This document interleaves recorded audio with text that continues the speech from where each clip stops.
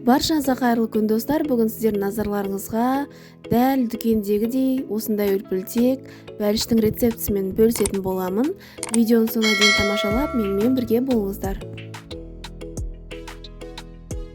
Ол үшін жылы сүтімізге қантымызды салып, және де ашытқымызды салып, сонымен қатар 4 ас қасық ұнымызды салып, жақсылап араластырып, ашытқы дайындап аламыз. Осы ашытқыны бетін жауып 15 минутқа қойып қоямыз. Яғни ол жақсылап көтерілуі қажет.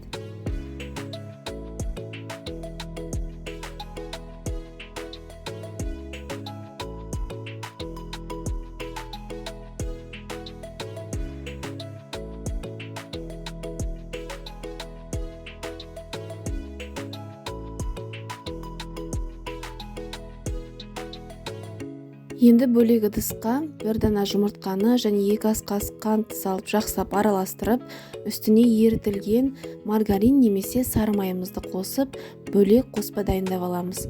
Бұл қоспаны біз ашытқыға қосатын боламыз.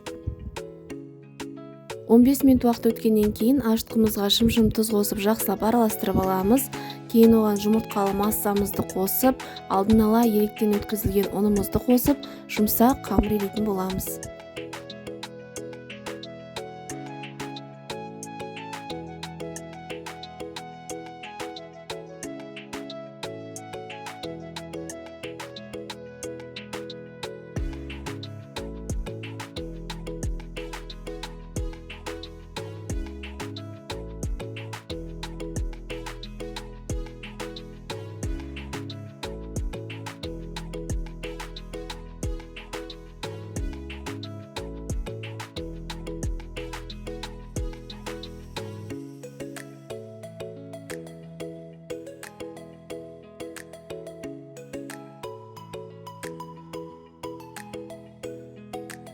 Дайын болып қалған қамырымыздың үстіне сұйық май құйып, жақсылап тағы да илеп аламыз. Содан кейін осы қамырымызды жылы орап, жарты сағатқа көтеруге қоямыз.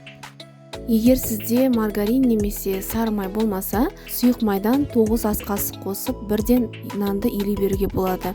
Бірақ маргариннің дәмі ерекше болып шығатын болғандықтан, мен жартылай маргарин, жартылай сұйық май қостым. Енді бөлек ыдысымызға 2 ас қасық ұн, 2 ас қасық қант және де мұздатқышта тұрған 30 грамм сары майымызды қосып, жақсылап қолымызбен түйіршік жасаймыз. Бұл түйіршіктер біздің бәлішіміздің бетіне себіледі. Жарты сағат уақыт өткеннен кейін қамырымызды алып қараймыз. Қамыр дәл видеодағыдай 2 есеге көтерілуі керек. Осы қамырымызды енді 8 бөлікке бөлеміз.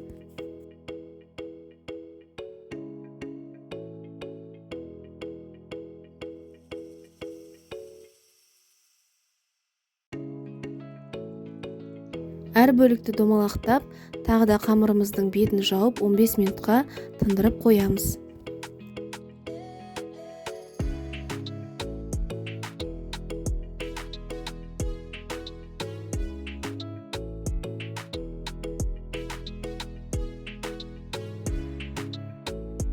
Тұнған қамырымызды алып, әрбір домалақтың ішіне салма салатын боламыз. Салманы өзіңіздің қалауыңыз бойынша шоколад немесе тосап, сонымен қатар қойылатылған сүт қоссаңыз да өте дәмді болып шығады. Мен жартылай тосап және жартылай шоколад салатын боламын.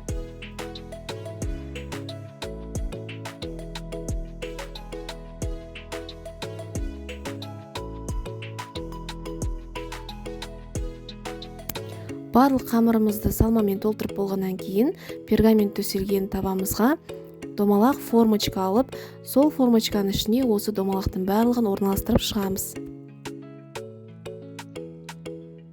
Барлығын формочкаға орналастырып болғаннан кейін 15 минутқа тағы да бетін жауып қойып қоямыз. Біздің қамырымыз көтерілуі қажет. 15 минут уақыт өткеннен кейін біздің қамырымыз кәдімгідей осылай көтеріледі. Көтерілген қамырымыздың бетіне жұмыртқаның сарысын жағып шығамыз, және де өзіміз алдын ала дайындап қойған түйіршіктерді осы бәліштің бетіне сеуіп шығатын боламыз.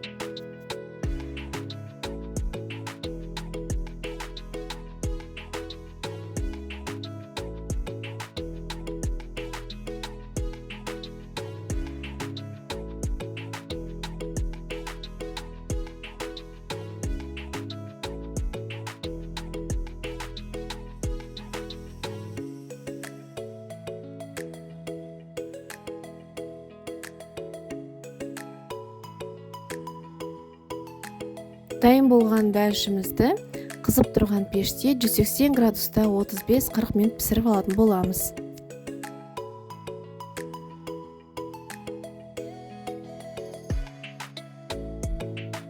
Міне достар, осымен біздің бәлішіміз дайын. Көлемі өте керемет болып көтерілді.